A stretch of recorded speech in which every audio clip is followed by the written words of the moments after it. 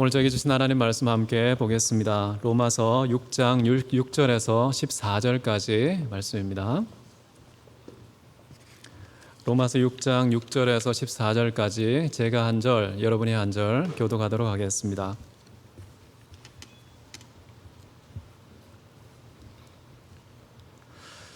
우리가 알거니와 우리의 옛사람이 예수와 함께 십자가에 못 박힌 것은 죄의 몸이 죽어 다시는 우리가 죄에게 종노릇하지 아니하려 함이니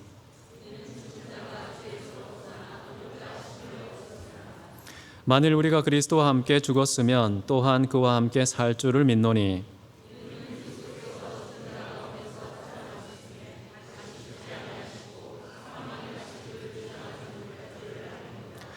그가 죽으심은 죄에 대하여 단번에 죽으심이요 그가 살아 계심은 하나님께 대하여 살아 계심이니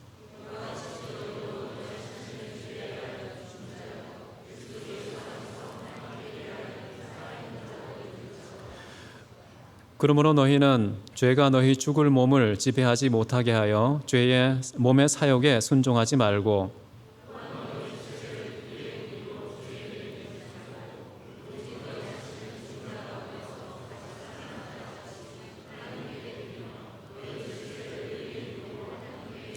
같이 읽겠습니다. 죄가 너희를 주장하지 못하리니 이는 너희가 법 아래에 있지 아니하고 은혜 아래에 있음이라. 아멘. 우리는 누구에 대하여 사는가? 라는 제목으로 하나님 말씀 함께 나누겠습니다.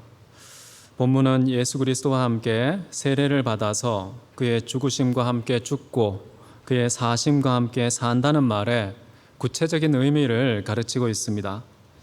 예수와 함께 죽은 자, 산 자, 새로운 피조물의 정체성을 갖는다는 것이죠. 또한 새로운 삶을 살아간다라는 것입니다.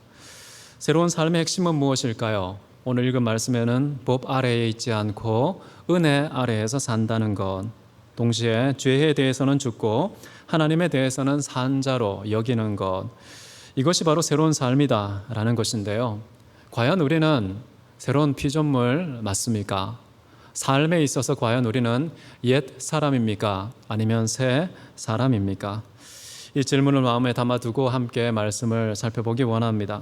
6절을 먼저 보십시오. 우리가 알거니와 우리의 옛사람이 예수와 함께 십자가에 못 박힌 것은 죄의 몸이 죽어 다시는 우리가 죄에게 종노릇하지 아니하려 함이다.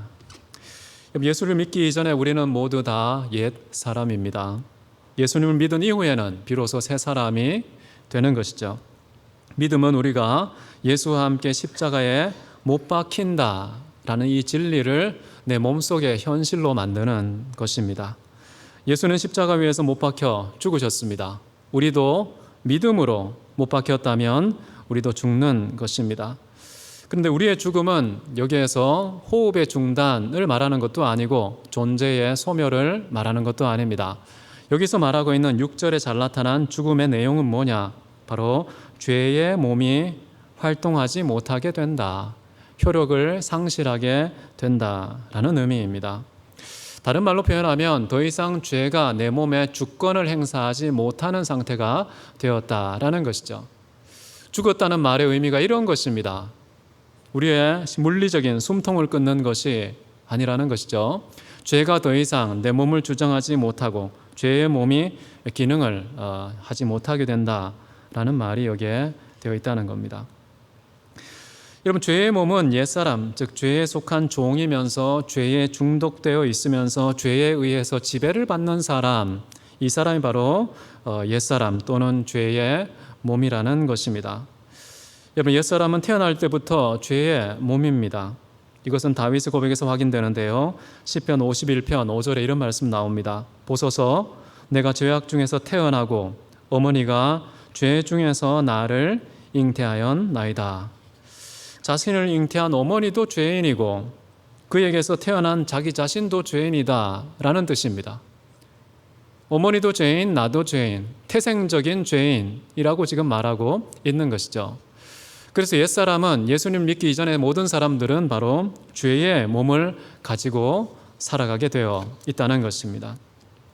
모든 인류의 아버지와 어머니인 아담과 하와가 죄인이고 그들 사이에 태어난 모든 인류가 아담에게 속한 옛사람 또는 죄인이라는 거, 세상 사람들 받아들이기 어렵습니다. 그럼에도 불구하고 이것은 팩트, 믿음의 사실이라는 것을 기독교는 주장하고 있는 것이죠. 이것에 대한 규례도 있습니다. 레위기를 보면요, 12장에 여인이 아들이나 딸을 출산할 때에 어떤 규례를 가지고 있느냐 하면 두 가지 제사를 드립니다. 하나는 번제, 하나는 속죄제를 드립니다. 번제에는 어린 양을 바치고요, 속죄제는 산비둘기나 집비둘기, 비둘기 한 마리를 바칩니다. 아니, 출산을 했으면 잔치를 벌여야 되는데요, 아기가 태어났는데 제사를 드립니다. 근데 그 제사의 종류가 속죄죄를 드린다는 거예요. 왜 죄를 세코는 제사를 출생한 여인을 위하여 드리는 것일까요? 그것은 바로 아까 말씀드린 다윗의 고백에 잘 나타났죠. 나를 잉태하신 어머니가 죄인이고 죄악 중에 내가 출생해서 나도 죄인이라는 그런 사실과 무관하지 않다는 것입니다. 여러분, 이처럼 모든 사람들은 죄인으로 태어나고요, 그리고 죄를 짓습니다. 그래서 많은 사람들이 죄를 짓는 것이 사실 이상한 것이 아닙니다. 많은 사람들은 어떤 환경이 조성되면 내가 비로소 죄를 짓게 되었다고 생각해요. 그래서 환경에 문제를 돌리는 경향이 많이 있는데요, 여러분, 환경이라는 것은 죄의 원인이 아닙니다. 우리가 가지고 있는 태생적인 그 죄성이 밖으로 표출되는 계기 또는 장치가 환경이라는 것이죠. 그럼에도 불구하고 사람들은 이 죄 문제를 해결하기 위해서 환경의 멱살을 붙잡습니다. 그것이 바뀌면은 죄 문제도 해결될 것이다 라는 기대감을 갖는 것이죠. 그러나 여러분, 진정한 문제는 본성의 문제입니다. 이 본성의 돗자리를 깐 죄의 문제라는 사실, 여러분 기억하십시오. 그래서 우리 본성에 회복이 있지 않으면 결코 소망이 없습니다. 기독교는 거기에 주목합니다. 아주 본질적인 문제의 핵심이 무엇인지, 그 문제를 푸는 가장 중요한 열쇠는 무엇인지, 그것은 바로 본성의 변화, 새 사람이 되는 것에 있다는 것이죠. 그것이 여러분 고린도후서 5장 17절 다 아는 말씀입니다. 함께 읽어보도록 하겠습니다. 시작. 누구든지 그리스도 안에 있으면 새로운 피조물이라, 이전 것은 지나갔으니 보라 새 것이 되었도다. 해 아래 새 것이 없습니다. 새 것이라고 주장할 수 있는 것은 하나도 없습니다. 그럼에도 불구하고 성경 자체가 주장하는 새 것이 있습니다. 그것은 바로 그리스도 예수 안에 있을 때 비로소 우리는 새로운 사람이 된다는 거예요. 해 아래 전혀 새 것이 없는 그것을 전도서가 특히 강조하고 있지 않습니까? 왜 그렇게 새 것이 없다고 강조하는 것일까요? 강조하면 강조할수록 무엇이 더 선명해지는 것입니까? 유일하게 새 것이 있다는 것이 더 선명해지는 것이죠. 온 세상에 새 것이 하나도 없다는 것, 그것은 하나님의 섭리입니다. 왜냐하면 유일하게 새 것이 이것밖에 없다는 것을 강조하기 위한 하나의 배경이라는 것이죠. 바울에 따르면 그리스도 안에 있음이 새로운 피조물이 되는 유일한 비결이다. 이런 심리적인 방법, 철학적인 방법, 물리적인 방법, 화학적인 방법, 의학적인 방법으로 사람이 개량되지 않습니다. 지금 최첨단 과학이 추구하는 것은요, 인간 안에 도덕의 인자가 있다는 것입니다. 그 인자 중에서도 악을 저지르는 악한 도덕의 인자를 제거하고 선을 행하는 아주 선한 도덕의 인자를 이식하면 비로소 인간의 종자가 개량될 것이라는 그런 기대감을 갖고 도덕적인 개선을 위해서 노력하고 있습니다. 해결될까요? 저는 갸우뚱합니다. 의심이 많습니다. 해결되지 않을 거라고 생각해요. 유일하게 인간이 변하는 비결이 있다면 그리스도 아닙니다. 예수 그리스도와 함께 십자가에 못 박혀서 우리가 완전히 죽어야 하는 것입니다. 주께서 십자가에 달려 죽으신 것처럼 우리도 완전히 죄의 몸이 죽어야만 비로소 해결되는 것이지 뜯어 고쳐서 개선할 수 있는 문제는 아니라는 것이죠. 개선과 개량이 아니라 완전히 갈아엎어야 한다는 것입니다. 그게 바로 그리스도 예수 안에서 우리가 새 사람이 된다라는 것이죠.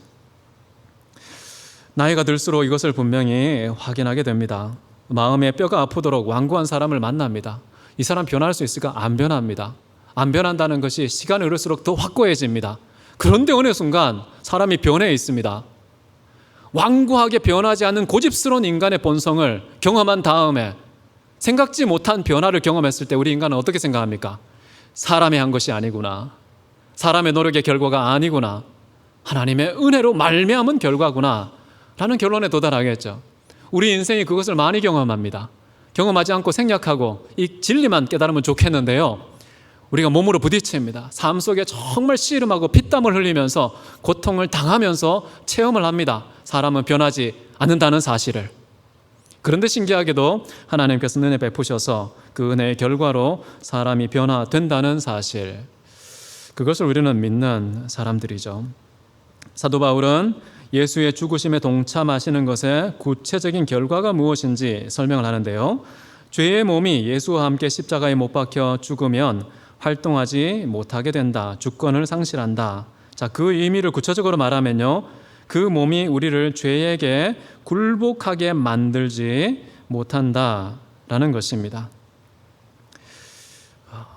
옛사람은 어떨까요? 끊임없이 죄에 굴복하는 자들이다. 그런데 십자가에 못 박힌 이후에는 더 이상 굴복할 필요가 없다. 왕처럼 떠받들 필요가 없다. 죄의 노예가 될 필요가 없다라는 것입니다. 상황이 완전히 바뀐 것이죠. 합법적인 저항과 거절이 가능한 상황이 되었다는 것입니다. 자, 그래서 모든 사람들, 유대인이든지 헬라인이든지 모두가 다 죄 아래에 있다라는 말은요, 죄의 허리를 꺾고 그 안에 굴복하고 있다는 의미가 내포되어 있다는 것이죠. 자, 그런데 그리스도 예수의 십자가와 함께 죽으면 달라집니다. 죽은 자는 죄를 지을 가능성이 없습니다. 죄를 지을 힘이 없습니다. 죽은 자는 죄를 지을 악한 의지도 없다는 것, 여러분 꼭 기억하시고요. 이제 7절을 한번 보십시오. 7절에 보면은 이는 죽는 자가 죄에서 벗어나 의롭다 하심을 얻었음이라. 그러면 죄에서 벗어나서 의롭다 하게 되는 것은 바로 죽은 자에게만 나타나는 현상이다라는 것입니다. 주님과 함께 십자가에 못 박혀 죽은 자는 죄에서 벗어나고 그렇게 되는 이유는 무엇인가 했을 때 신명기에 좀 이런 단서가 있는데요, 21장 23절에 나무에 달린 자는 하나님께 저주를 받은 것이기 때문이라. 여러분, 옛날에 십자가는 다 철로 만들지 않고 나무로 만들었습니다.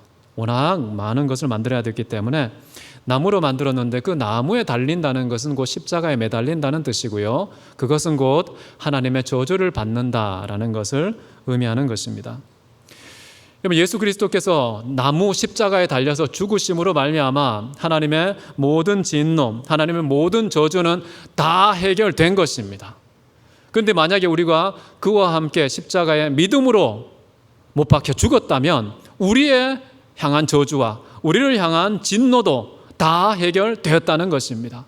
그렇기 때문에 죄에서 벗어난 것이고, 그렇기 때문에 하나님 앞에 의롭다함을 받게 된다는 것이죠. 그렇기 때문에 더 이상 죄가 우리에게 주권을 행사하지 못하는 그런 것을 말하는 것이고요. 8절을 보십시오. 만일 우리가 예수와 함께 죽었으면 또한 그와 함께 살 줄을 믿노니. 자, 사도 바울이 갖고 있는 믿음에 대해서 소개하고 있습니다. 죽으면 우리는 그와 함께 살게 된다. 죽으면 산다. 자, 이 단순한 기독교의 진리, 이것을 믿고 확신하고 우리 인생에 도입하면 놀라운 변화가 일어납니다. 그러나 이 진리를 외면하면 새로운 삶은 실현될 수 없는 신기루에 불과할 것입니다. 자, 어떤 방법을 써서라도요, 우리는 죽으면 산다는 이 진리를 붙잡아야 되겠습니다. 사도 바울은 어떻게 했을까요? 이 진리를 확고하게 믿었다라고 지금 8절에서 말하고 있는 것이죠. 그래서 날마다 나는 죽노라, 끊임없는 죽음을 통하여서 죽으면 산다는 진리를 체험하는 삶을 살아갔던 것입니다. 여러분은 얼마나 이 진리가 진리인지를 확인하고 계십니까? 여러분의 삶 속에 얼마나 그 증거를 유지하고 계십니까? 증거는 있습니까? 체험은 했습니까? 확신이 있습니까? 다른 사람에게 당당하게 삶의 입을 열어서 확인은 시켜 줄 수 있는지 한번 자문자답해 볼 필요가 있습니다. 이 믿음이 귓가에 들릴 때는 괜찮다고 생각하는데요, 삶을 건드리면요 완전히 다른 인생을 살게 됩니다. 대단한 고통을 수반할 수도 있습니다. 엄청난 손실이 주어질 수도 있는데요, 그런데도 사도 바울은 이것을 확고하게 믿는다, 믿노니라고 지금 말하고 있는 것이죠. 여러분, 저는 죽으면 살고 살면 죽는다라는 이 역설이 기독교적인 삶의 핵심이라고 생각합니다. 이 맛을 모르면, 이 맛을 날마다 체험하지 못하면 저는 기독교인의 삶을 살고 있지 않다. 세상 사람들하고 똑같은 원리를 가지고 똑같은 삶을 살아간다라고 생각합니다. 여러분, 일반적인 사람들은 죽음이 모든 인생의 끝이라고 생각하죠. 그래서 목숨과 마음과 뜻과 힘을 다해서 죽음을 거부하고요, 죽음을 피하려고 하고요, 죽음을 멀리합니다. 그것이 세상 사람들의 삶의 내용이고 삶의 방향이라는 것이죠. 죽음을 피하는 인간의 일반적인 처신이 저는 어디를 가나 이렇다고 생각하는데, 그런데 기독교는 죽으면 산다라고 가르쳐요. 보편적인 상식을 거스르는, 파괴하는 역설입니다. 그런데 이 역설이 저는 진실이라고 생각합니다. 나아가서요, 죽더라도 내가 주님과 무관하게 죽으면 그냥 죽는 것입니다. 내가 만약에 주님과 무관하게 산다면 주님과 무관하게 사는 것입니다. 세상에 있는 믿지 않는 모든 분들은 대체로 이런 삶과 죽음을 살아가고 있는 것이죠. 그러나 우리는 주님과 함께 죽고 주님과 함께 살아간다라는 것이 사도 바울의 믿음이었습니다. 내가 홀로 살아가면요, 인생은 그냥 통째로 죄악입니다. 그러나 주님과 함께 살아가면 인생은 통째로 선행이 되어야 합니다. 죄는 내가 살고자 할 때 신기하게도 살아있는 몸에 올라타는 것을 경험할 수 있습니다. 이런 삶과 죄악의 역학, 논리적인 설명이 불가능한 것이지만 분명한 사실이고 분명한 현실이라는 것입니다. 내가 살고자 하면 죄는 어떤 식으로는 자신의 존재를 내 몸에 드러냅니다. 진실로 생각해서 내가 살고자 하면 생각이 죄가 되고요. 내가 말해서 내가 살고자 하면 그것도 죄가 되고요. 표정에서 내가 살고자 하면, 눈빛에서, 행동에서 내가 살고자 하면 모두 그것이 죄악의 도구와 방편과 계기로 쓰여진다는 사실, 여러분 기억하실 필요가 있습니다. 그런데 만약에 내가 살지 않고 내 안에 주님이 사시면 주님이 사는 표정, 주님이 사는 눈빛, 주님이 사는 행실, 그 모든 것은 신기하게도요, 선행이 됩니다. 여러분 지금 눈빛은 어떻습니까? 여러분이 살아있는 눈빛입니까? 아니면 주님이 내 안에 사시는 눈빛이십니까? 구석구석 관리하셔야 됩니다. 하나하나 개선해야 된다는 것이죠. 내가 죄를 저지르는 경우에는 우리는 어떻게 살아야 되는가? 그 죄에 대한 십자가를 지고 책임을 다해야 하는 삶을 살아야 됩니다. 타인이 나에게 죄를 저지르는 경우는 어떻게 해야 되겠습니까? 타인의 죄에 대해서 십자가의 책임을 내가 지는 그런 판단을 가지고 살아갈 때에 예수와 함께 죽는 것입니다. 어떻게 이런 길을 걸어갈 수 있을까요? 아무도 걸어가지 않을 것 같습니다. 그러나 그럼에도 불구하고 예수께서 내 안에 산다면 그 사람은 정의를 위하여 자기의 십자가를 지고요, 사랑을 위하여 타인의 십자가도 내가 지는 그런 예수님의 삶을 살아가게 되어 있습니다. 사도 바울은 이 확신, 이 신앙 참으로 분명하게 고백하고 있는데요, 갈라디아 교회 성도들에게 전한 바울의 고백에서 확인됩니다. 갈라디아서 2장 20절 우리 한 목소리를 읽어보겠습니다. 시작. 내가 그리스도와 함께 십자가에 못 박혔나니 그런즉 이제는 내가 사는 것이 아니요 오직 내 안에 그리스도께서 사시는 것이라. 이제 내가 육체 가운데 사는 것은 나를 사랑하사 나를 위하여 자기 자신을 버리신 하나님의 아들을 믿는 믿음 안에서 사는 것이라. 자, 바울은 더 이상 자기 인생은 자기가 사는 게 아니라고 얘기를 합니다. 삶의 주체는 내가 아니라 그리스도 예수라고 고백하고 있습니다. 이것이 진정한 성도의 모습입니다. 아주 건강한 신앙의 모습이라는 것이죠. 바울은 오직 예수를 믿는 이러한 믿음만이 인생의 원리가 된다는 사실을 붙잡고 있습니다. 의인이 되는 방법도 믿음이고 의인처럼 사는 의로운 삶도 바로 믿음에 있다는 것, 선지자가 기록하고 사도 바울이 인용하는 그런 구절입니다. 로마서 1장 17절에 오직 의인은 믿음으로 말미암아 살리라 함과 같으니라. 그래서 내가 아니라 그리스도께서 내 안에 살도록 믿는 믿음으로 살아갈 때, 그때 비로소 죄인의 삶을 살지 않는 겁니다. 그런데 만약에 이런 믿음 없이 행한 모든 것은 다 죄로 분류가 된다라고 말하고 있습니다. 자, 바울은 이러한 믿음의 근거를 언급하는데요, 죽은 자들 가운데서 살아나신 주님은 더 이상 죽지 않으시기 때문에 죽음은 주님을 더 이상 주관하지 못한다. 자, 이것이 바로 9절에 나와 있는 내용입니다. 예수님은 죽지 않고 영원히 사신다라고 말하고 있습니다. 자, 만약에 우리가 예수와 함께 십자가에 못 박혀 죽었다면 우리도 어떻게 될까요? 우리도 영원히 죽지 않고 우리도 영원히 살게 된다라는 말을 지금 하고 싶은 것입니다. 예수 그리스도를 믿음 이전의 모든 사람은요, 모두가 다 죽음의 밥이었습니다. 영원한 삶은 그림의 떡이었습니다. 그러나 예수님을 믿으면 죽음의 지배에서 완전히 해방되고 더 이상 죽지 않고 영원토록 살게 된다. 10절을 한번 보십시오. 그가 죽으심은 죄에 대하여 단번에 죽으심이요 그가 살아계심은 하나님께 대하여 살아계심이다. 자, 예수님의 죽으심과 사심의 특징에 대해서 이렇게 말합니다. 죽음은 곧 죄에 대한 것이었고 사심은 하나님에 대한 것이었다라고 가르치고 있죠. 자, 이러한 예수의 죽음과 삶은 그를 믿는 자의 죽음과 삶도 그러해야 한다라는 것을 지금 가르치는데 11절을 한번 보십시오. 이와 같이 너희도 너희 자신을 죄에 대하여는 죽은 자요 그리스도 예수 안에서 하나님께 대하여는 살아있는 자로 여길지어다. 아주 중요한 국면의 전환이 일어나고 있습니다. 10절과 11절은 다릅니다.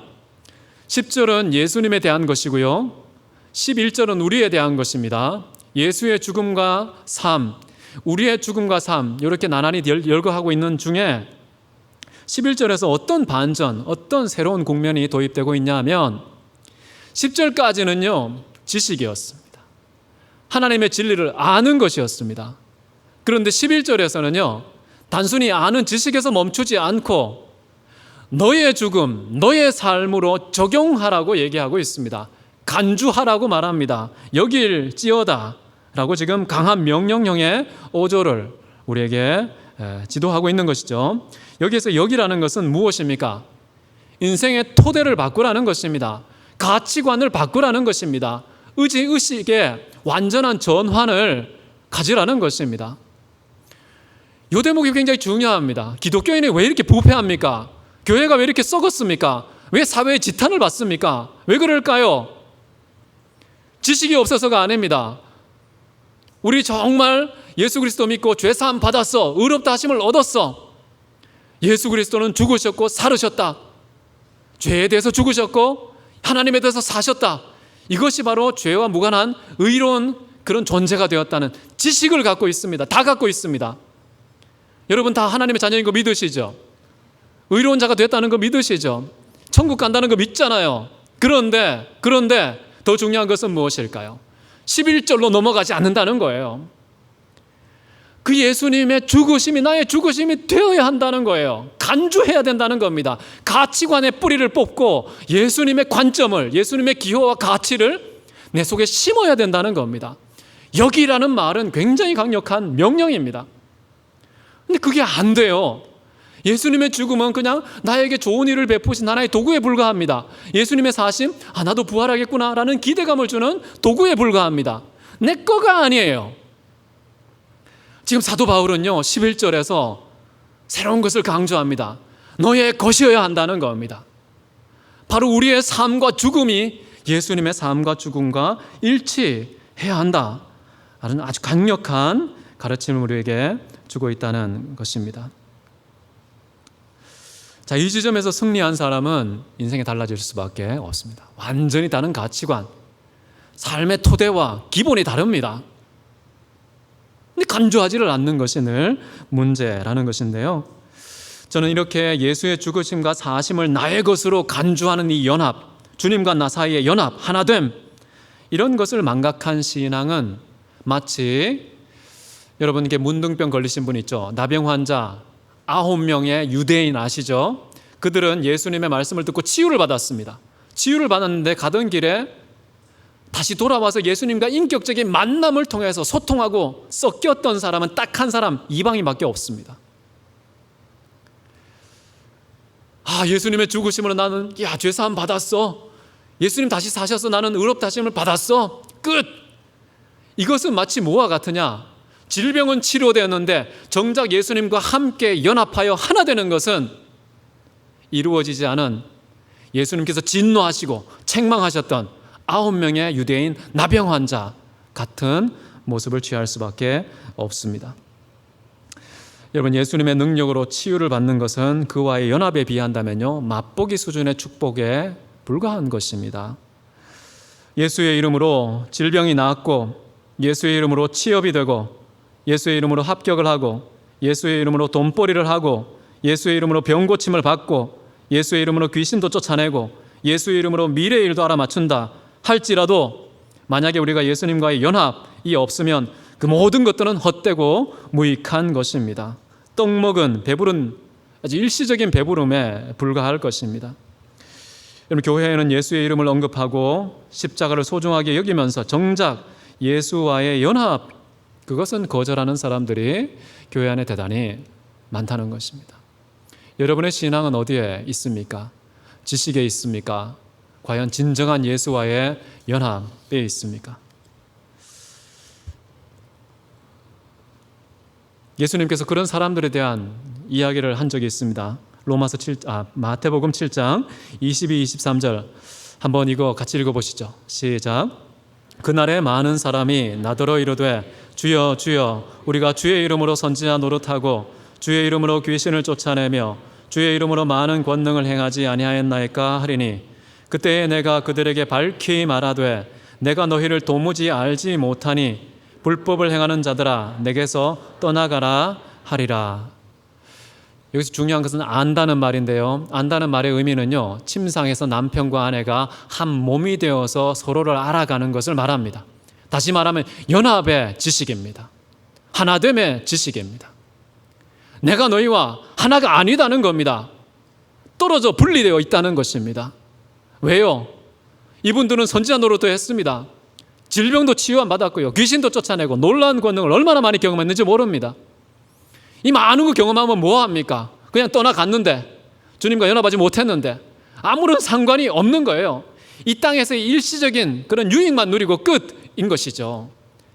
예수님이 영원히 죽지 않고 영원히 사신다는 그분과의 연합에 의해서만 취할 수 있는 영원한 유익은, 영원한 축복은 다 망각하고 다 갖다 버리고 이 땅의 현세의 유익만 추구하는 헛되고 무익한 그런 신앙이 교회 안에도 얼마든지 있다는 사실, 우리 스스로 돌아보며 각성하면 참 좋겠습니다. 이제 12절을 한번 보십시오. 11절에서 좀 반전이 일어났습니다. 의식의 전환, 가치관의 변혁이 일어나야 된다는 겁니다. 우리의 사고방식이 완전히 바뀌어야 된다는 겁니다. 예수님과 같은 걸로 채워져야 되는데 12절에는 한 발짝 더 나아갑니다. 그러므로 너희는 죄가 너희 죽을 몸을 지배하지 못하게 하여 몸의 사역에 순종하지 말고. 순종 이야기가 나옵니다. 이 가치관, 의식의 전환을 넘어서서 이제는 단순히 머리만 바뀌었다고 되는 게 아닙니다. 의식이 바뀌고 가치관이 바뀌고 기호가 바뀌었다고 해서 그 사람이 정말 새로운 삶을 사는 게 아니에요. 실제로 순종의 차원까지 예수 그리스도의 죽으심과 삶이 구현되어야 됩니다. 내 거가 되어야 한다는 것이죠. 여기 보면 나오죠. 몸의 사육에 순종하지 말아야 한다는 겁니다. 예수님께서 우리의 모든 죄를 사하셨어요. 예수님께서 우리를 의롭다고 하셨어요. 그게 끝이 아니라는 겁니다. 우리에게 명령이 있습니다. 여기 명령문입니다. 말라라는 것은 명령형인데요, 순종하면 안 된다는 거예요. 죄의 욕망에, 죄의 욕구에 순종해서는 안 된다. 몸은요, 갖고 있는 욕망이 있습니다. 욕망. 예수님을 믿고 교회 안에 출석하고 하나님의 사람이라고 칭함받는 사람들 중에도 얼마든지 불순종하는 사람이 있다는 거예요. 죄의 몸에 순종하는 사람이 있다는 거예요. 얼마든지 죄가 우리 안에 군림할 수 있다는 겁니다. 받아들이면 그렇게 돼요. 예수 믿기 전에는 받아들일 자격도 없습니다. 그냥 죄가 주권을 행사해요. 근데 더 이상 이제는 주권을 행사하지 않고요, 죄가 우리를 속입니다. 속인 다음에 우리가 속임에 넘어가면 죄가 군림하게 되어 있고요, 우리는 몸의 욕구에 충족하는 그런 순종의 삶 사는 것입니다. 그래서 우리의 몸의 욕망, 그냥 막연하게 말하면 뭔지 잘 모르시겠죠. 좀 찔림이 되는 그런 구체적인 항목들을 한번 보기 원합니다. 갈라디아서 5장 19절 21절인데요 우리 하나하나 같이 한번 읽어볼까요? 시작. 음행과 더러운 것과 호색과 우상 숭배와 주술과 원수 맺는 것과 분쟁과 시기와 분냄과 당 짓는 것과 분열함과 이단과 투기와 술 취함과 방탕함과 또 그와 같은 것들이라. 자, 육체의 현저한 욕망들을 얘기하고 있습니다. 요 다음에 이제 성령의 열매를 얘기하시죠, 바울이. 그런데 여기 보면은 이 몸의 욕망들, 내가 얼마나 몸의 욕망에 순응했는지를 하나씩 한번 보십시오. 음행, 불건전한 성적인 욕구라는 것인데요, 거기에 순응하지 말라는 것이죠. 더러움은 뭐냐? 신체적인 불결함, 도덕적인 더러움을 말합니다. 거기에 순응하지 말라는 것. 호색은 수치심이 없는 선정적인 눈빛과 말과 동작을 말하는데 거기에 순응하지 말아야 되겠죠. 우상숭배, 하나님 이외에 다른 어떤 신을 섬기고자 하는 이 몸의 욕구, 우상숭배의 욕구를 저항하라는 것입니다. 주술적인 욕망에 순응하지 말라는 것이죠. 우리는 귀가 얇아서 뭔가 주술적인 어떤 기복, 그것을 들으면 기분 좋고 내 인생 형통하겠구나 라고 안심하는 경향이 있지 않습니까? 그래서 점집에 출입하기도 하는데요, 그러지 말라는 거고요. 그것도 하나의 몸의 욕망이라는 겁니다. 시기는 뭘까요? 타인의 장점과 성공을 시기하는 경쟁심. 이 경쟁심에 여러분 순종하지 마십시오. 경쟁심 다 있거든요. 근데 그것을 순응하면 몸의 욕망에 순응하는 것이 된다는 것이고요. 분냄은 무엇일까요? 심판하고 보복하는 어떤 분노의 욕망을 말합니다. 이것도 우리가 경계해야 되겠죠. 당 짓는 것, 이 당 짓는 것은 번역이 좀 잘못됐다고 생각하는데요, 음모를 꾸미려는 욕망이 있습니다. 몸 안에 뭔가 자꾸만 머리에 계산을 하고 주판을 튕겨서요, 한 사람을 궁지에 몰고 어떤 사람은 추앙하고 뭔가 도모하고 음모를 꾸미는 이런 잘못된 욕구도 우리 몸 안에 있다고 얘기를 합니다. 그 다음에 뭐냐 하면은 분열함인데요, 이것은 분열과 대립과 분리의 욕구가 우리 몸 안에 있다는 겁니다. 틈만 나면 편가르기 하지 않습니까? 자, 이단이 바로 그런 건데요, 파벌을 만들고 편가르기 줄서기 문화를 사회의 질서로 견고하게 만들려는 몸의 욕구가 모든 사람에게 있다는 거예요. 정치, 경제, 사회, 문화 어디를 봐도 이런 편가르기, 줄서기, 그리고 뭔가 이렇게 쪽을 내서 파당을 짓는 그런 일들이 현저한 것은요, 교회도 예외가 아니라는 게 참 슬픕니다. 장로파, 목사파 이런 게 어디 있습니까? 그런데 그런 일들이 몸의 욕구에 충실한 교회는 나타나게 된다는 것이죠. 그 다음 나오는 것은 술 취함이라는 겁니다. 이거 찔리는 분들이 있으시죠? 술에 만취되는 것을 말합니다. 현실의 세계 밖으로 벗어나고 싶어하는 몸의 욕구가 있습니다. 뭔가 이상의 세계, 이 땅의 질서로부터 좀 해방되는 그런 차원의 세계를 흠모하는 사람들은 술에 취해서 의식을 의도적으로 상실하는 그런 길을 걷는 사람을 술 취하는 몸의 욕구라고 볼 수 있겠습니다.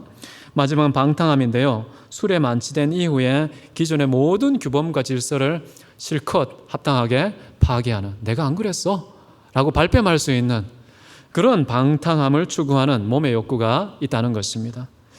이거 몇 가지 추려서 얘기한 것인데요, 얼마나 더 많겠습니까? 근데 그거 힘들지만 저항하라는 겁니다. 이런 일들이 왜 일어나느냐? 이런 몸의 욕구들이 왜 발산하느냐? 내가 받아들였기 때문에 그렇다는 거예요. 내가 거기에 순응했기 때문에 그렇다는 것입니다. 그런데 사도 바울은 12절에서요, 몸으로 저항하라는 겁니다. 죄와 구체적으로 싸우라는 것입니다. 처음에는 이 지식을 말했죠. 그 다음에 의식의 전환을 말했죠. 그 다음에는 삶의 현장에서 몸으로 싸워 저항하여 행하라는 것입니다. 이게 같이 가야 된다는 거예요. 근데 기독교는 주로 지식에 치중하는 경향이 있고 의식의 변화가 아주 드물고 몸의 실천은 더더욱 드문 그런 양상을 우리 개인이나 교회에서 보게 되는 것입니다. 내 신앙이 왜 이러지? 우리 교회는 왜 이래?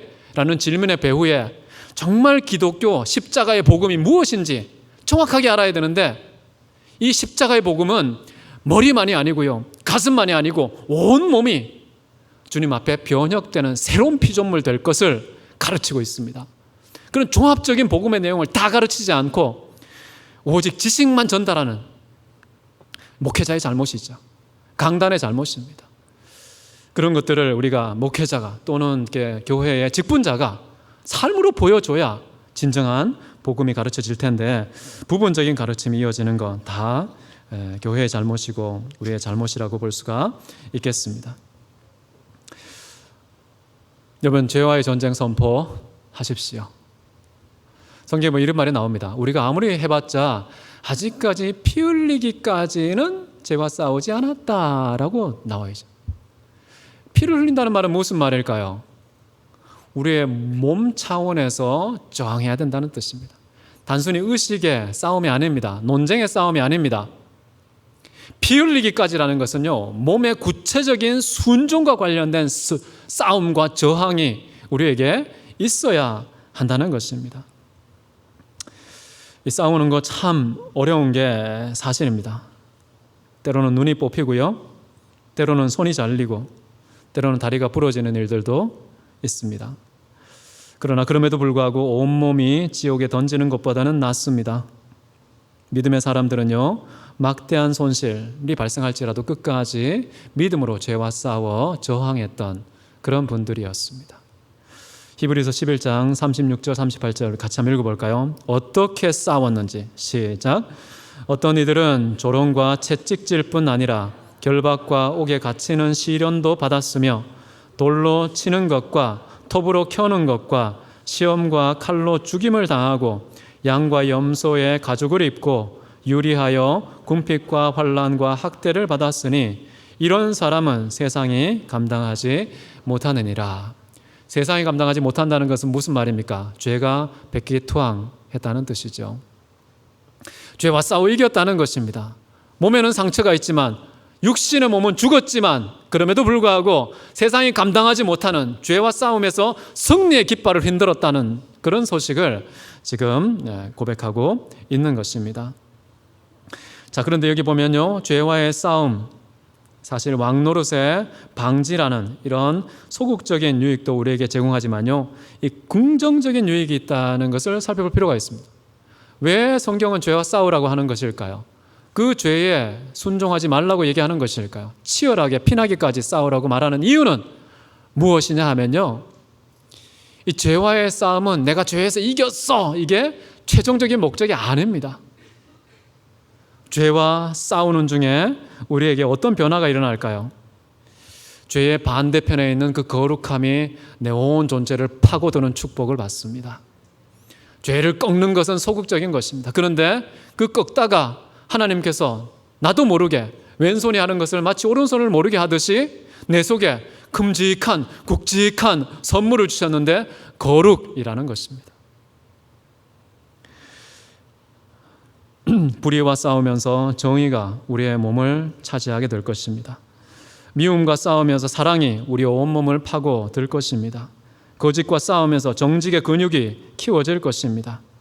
하나님은 악을 선으로 바꾸시는 분입니다. 그런 하나님의 섭리를 따라서 죄가 이 세상에 왕노릇하는 것이 허락되고 그 죄와 우리가 싸우는 그런 대상으로 죄가 정하여진 그 이유는, 그 배후는 결국에는 그 죄라는 악조차도 선을 이루신 하나님의 도구와 수단으로 허락하신 것에 불과한 것이다 라는 생각을 하고서 끝까지 죄와 싸워야 한다 라고 지금 우리에게 권면하고 있는 것입니다. 이제 13절을 한번 보십시오. 13절은 또 한 발짝 더 나아가겠죠. 또한 너희 지체를 불의의 병기로 죄에게 내주지 말고 오직 너희 자신을 죽은 자 가운데서 다시 살아난 자같이 하나님께 드리며 너희 지체를 의의 무기로 하나님께 드리라. 자, 앞에서는 우리 자신을 통째로 말했다면요, 몸 전체를 말했다면요, 이제는 그 몸에 붙어있는 모든 지체들을 말하고 있습니다. 그 지체들이 불의의 무기로 죄에게 양도될 수 있다는 사실을 경계하고 있습니다. 아까 그래서 제가 눈 관리 잘하라고 했죠. 나도 모르게 차가운 미움이 눈에서 삐져나갈 수가 있기 때문에 그렇습니다. 눈빛 하나로 사람을 살리고 죽인다는 사실 모르십니까? 눈이라는 지체, 입이라는 지체, 코라는 지체, 이 귀라는 지체, 이 모든 것에서 우리가 죄와 저항하고 싸워서 죄가 우리 각 지체에 군림하지 못하도록 싸워야 합니다. 여러분, 세상에서 어떤 전문 분야를 보더라도요, 정말 구석구석 훈련을 합니다. 정말 치열하게 훈련을 합니다. 손가락 훈련도 하고요, 눈동자 움직이는 훈련도 하고요, 머리카락도 훈련의 대상이 되고, 모든 지체의 모든 영역이 정말 전문성을 제대로 기르기 위해서는 훈련과 연습을 통해서 치열하게 싸워서 만들어가는 것입니다. 우리도 마찬가지예요. 우리는 원래 죄악된 본성이 우리 안에 아직도 있습니다. 그거 싸워야 되는 대상입니다. 가만히 있으면요, 다 잠식합니다. 눈을 야금야금 잠식하고요, 입을 잠식하고, 귀를 잠식하고, 손을, 발을, 몸뚱아리를 잠식하게 되어 있습니다. 하나씩 하나씩 그렇게 죄가 차지하는 일들이 있다는 사실을 기억하면서 우리는 끝까지 저항해야 된다라는 것이죠. 자, 그런데 13절 뒷부분은 한 발짝 더 나아갑니다. 죄에게 우리의 지체를 불의의 무기로 드리지 않는 것, 이게 소극적인 명령인데요, 좀 더 적극적인 명령은 우리의 온 몸과 온 지체를 하나님께 의의 도구로, 의의 병기로 드리라 라고 말하고 있다는 것입니다. 이런 적극적인 것이 굉장히 중요하지 않겠습니까? 자, 이렇게 적극적으로 드리는 유일한 방법이 있다면 무엇일까요? 우리의 모든 눈과 입과 손과 발과 입과 몸, 이 죄와의 결별을 유지해야 되는 동시에 바로 하나님 자신에게 드려서 하나님의 도구가 되는 것, 다시 말하면 하나님께 그 모든 몸과 지체를 다 드린다는 것은요, 예수님이 그 모든 것들의 주인이 되는 것을 말합니다. 드렸기 때문에 소유권이 이전된 것입니다. 내가 처분권이 없습니다. 예수님이 내 모든 것을 주관하는 상태에 있는 것, 그것이 바로 진정한 드림이라는 것입니다. 자, 예수님과 연합한다는 것, 예수님이 나의 주인이 된다는 것, 그것에 조금만 구체적인 내용을 말씀드린다면요, 여러분 마태복음 5장에 보면 예수님께서 친히 가르치신 팔복이 나오죠. 그 팔복은 사실요, 우리에게 가르치는 교훈의 내용인데 동시에 예수님이 누구냐를 가르치고 있습니다. 내가 이런 것처럼 너희도 이래야 돼 라고 말하는 것이죠. 너희 그건 내가 주인이 돼서 이렇게 사용할 거야 라는 선포라고 보시면 되겠습니다. 자, 그래서 보시면요, 예수님께서 심령이 가난하셨죠. 우리의 심령은 어떠해야 될까요? 가난해야 비로소 주님께 우리의 심령을 드린 것입니다. 예수님께서 온 세상의 영혼을 위해서 애통하셨는데 우리도 애통하는 것, 주님이 내 안에서 애통하는 자가 되시는 것, 예수님께서 자기를 죽이는 원수까지도 품으실 정도로 온유하셨던 것처럼 우리도 날카롭고 뾰족하고 거친 것을 다 접고 예수님이 내 안에 사셔서 당신의 온유함을 마음껏 드러내시도록 나를 주님께 드려야 되겠습니다. 의에 줄이고 목마른 것도 마찬가지고요. 예수님께서 모든 사람을 긍휼히 여기셨기 때문에 우리도 마땅히 믿는 자든 믿지 않는 자든 의로운 자든 불의한 자든 모든 사람에 대해서 예수님이 그러했던 것처럼 우리도 그들을 불쌍히 여기는 그런 마음을 가졌을 때 우리는 우리 자신을 하나님께 드렸다고 말할 수가 있겠습니다. 자, 이런 방식으로 우리가 하나님 앞에 모든 지체를 다 드린다는 거 일일이 열거할 수도 없을 정도로 많습니다. 하루에 하나씩 업그레이드 하십시오. 눈을 하나님께 한번 들여보십시오. 째려보던 거 다 접으시고요. 이제는 반드시 내가 따뜻한 사랑의 눈빛 되어야지. 내 손 하나님의 위로와 사랑과 치유의 손길 되어야지. 내 입 하나님의 진리의 말씀만 선포하고 축복과 찬양과 감사만 쏟아지게 해야지. 하루에 하나씩 여러분 지체들을 변화시켜 가시면 참 좋겠습니다. 자, 그런데 우리가 마지막으로 기억할 게 하겠습니다. 14절에 보시면요, 죄가 너희를 주장하지 못하리니 이는 너희가 법 아래에 있지 아니하고 은혜 아래에 있음이라. 우리가 죄에게 불의의 지체로 우리를 드리지 않고 하나님께 의의 지체로 우리의 모든 것을 드리면 죄가 우리를 주관하지 못할 것입니다. 그런데 그 이유가 무엇입니까? 우리가 잘나서요? 우리가 똑똑해서요? 실력자이기 때문에? 그렇지 않다는 거예요.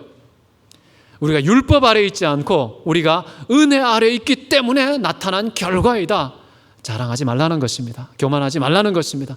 야, 나 이렇게 눈이 변했어. 입이 변했어. 귀가 변했어. 내 몸이 변했어.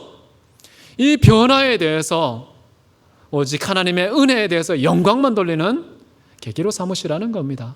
나의 신앙의 우월성, 나의 실력의 탁월함, 그것을 입증하고 나타나고 자랑하지 마시고 오직 하나님의 은혜만 나타내라는 것이죠. 사도 바울은 어땠을까요? 사도 바울은 죄와 싸워 이겼습니다. 온 몸을 하나님께 드렸습니다. 봤지? 내가 이 정도야 라고 증명하지 않았고요. 이렇게 고백합니다. 같이 한번 읽겠습니다. 고린도전서 15장 10절 시작. 내가 나 된 것은 하나님의 은혜로 된 것이니 내게 주신 그의 은혜가 헛되지 아니하여 내가 모든 사람보다 더 많이 수고하였으나 내가 한 것이 아니요 오직 나와 함께 하신 하나님의 은혜로라. 이 은혜를 망각하면 교만해집니다. 모든 성취가 불의의 병기로 다시금 재활용된다는 사실 여러분 기억하면서요, 이 마무리가 중요하죠. 모든 것이 하나님의 은혜다. 감사와 찬송을 돌리는 저와 여러분 되시기를 주님의 이름으로 축원합니다. 같이 기도하겠습니다. 이 시간 기도할 때요, 여러분 설교를 들을 때 어떻게 하십니까? 지식으로만 듣습니까? 아니면 여러분의 가치관, 여러분의 의식, 여러분의 생각을 바꾸는, 정말 나의 것으로 여기는 그런 변화가 일어나고 있습니까? 나아가서 우리의 온 몸과 온 지체가 그 하나님의 복음을 실천하고 순종하고 있습니까? 알 뿐만 아니라 내 가치관의 변화뿐만 아니라 그 마음으로 새롭게 변화받은 것을 따라 내 온몸이 그 말씀 앞에 순종하는 복음의 사람이 되는 새로운 피조물이 되는 축복이 우리에게 있기를 원합니다. 나 개인과 가정과 온 교회에 있도록 하나님께 긍휼과 자비를 구하는 기도 함께 드리도록 하겠습니다. 사랑이 많으신 하나님 아버지 감사합니다. 주님, 저희가 죄의 욕구를 가지고 있습니다. 죄의 성향을 가지고 있습니다. 죄의 몸을 가지고 있습니다. 그러나 이 모든 욕망에 순응하지 않게 하여 주시옵소서. 죽으면 산다는 진리, 내 인생의 진리로 받아들이게 도와주시옵소서. 죽으면 산다는 이 역설적인 진리, 내 삶의 가치관이 되기를 원합니다. 내 인생의 기호가 되기를 원합니다.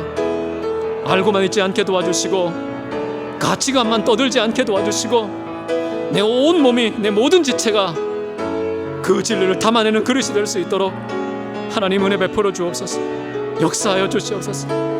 이 모든 것이 이루어졌다 할지라도 이 모든 것이 하나님의 은혜임을 고백하고 주님께만 찬양하며 많은 사람들에게 주님의 이름만 드높이는 하나님의 증인이 되게 도와주시옵소서.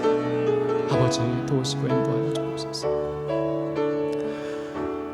사랑이 많으신 하나님 아버지, 믿음으로 말미암아 예수 그리스도와 함께 십자가에 못 박혀 죽게 하시고 사흘 만에 다시 함께 살아나게 하신 주님의 은혜 감사와 찬송을 드립니다.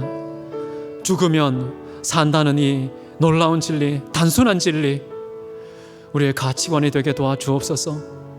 인생의 질서와 규범이 되게 도와주시옵소서.